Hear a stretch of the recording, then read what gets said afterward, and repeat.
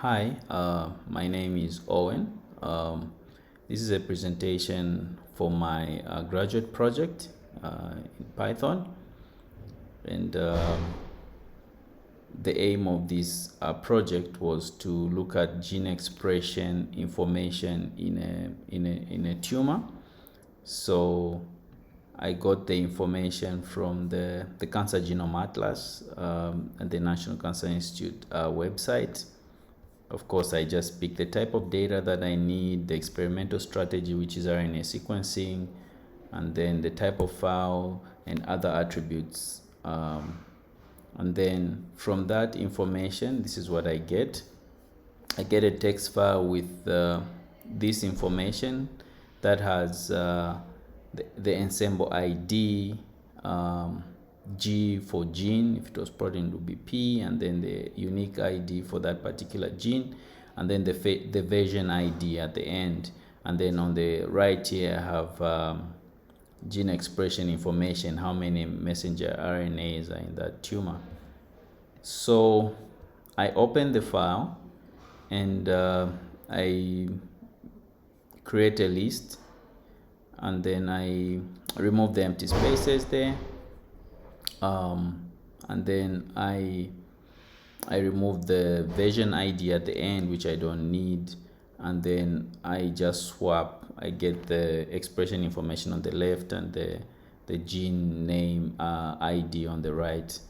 I just specify that the gene expression information is a float, because you can see there is a period there. It's 0 point, it's something point something, and then the ID is a string, and then I make that a list, and I append that information as a tuple.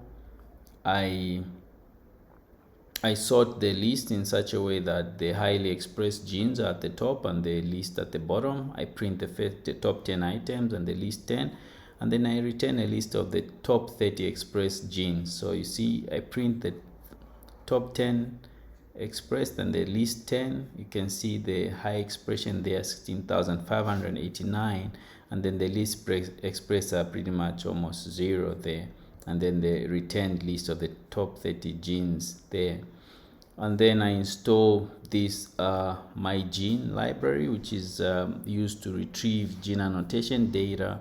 I import this, and then I create a variable there where I use this to retrieve information on a particular gene using a unique ID, and then I just copy one of these IDs, top expressed or least expressed, and I paste it there, and then I can check the type of available information. Is it a dictionary? Is it a list?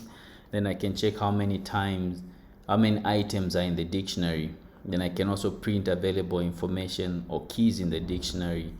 So you can see there are 37 items in this dictionary, and okay, and then from these 37 items, I can pick some information that I need.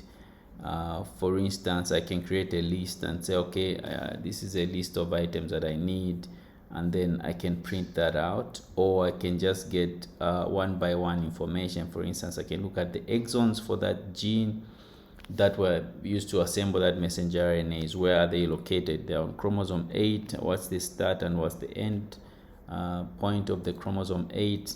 What's the name of that gene? I can check the name. I can look at the summary for that gene, what it does, and also I can look at the pathways that the gene is involved in. So you can see that there is phospholipid metabolism there and other functions that the gene has. I can map the location of the gene. You can see there that it's on chromosome 8, the short arm on position 22. And then I can also get pharmacogenomic information, which is important for treatment of patients. I can plot a histogram using the top 30 expressed genes and how the expression is. I can just have a visual of how the expression is looking like using matplotlib here. So this is the plotting information.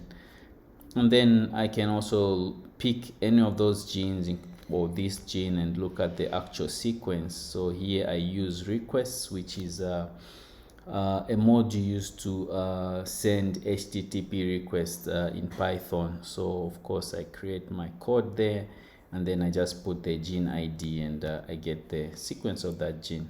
Thank you very much.